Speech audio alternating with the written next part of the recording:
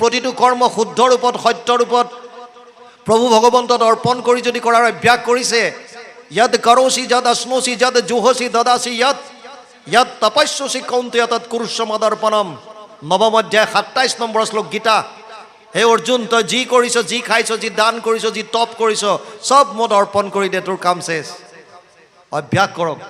ৰাতিপুৱা শোৱাৰ পৰা উঠিয়ে বিচনাতে ক'বলৈ লওক, হে প্ৰভু, হে নাৰায়ণ, আজিৰ দিনটো তোমাৰ চৰণত অৰ্পণ কৰিলোঁ। ক'ৰবাত যাবলৈ ওলাইছে, অভ্যাস কৰক, হে প্ৰভু, এই যাত্ৰা তোমাৰ চৰণত অৰ্পণ কৰিলোঁ।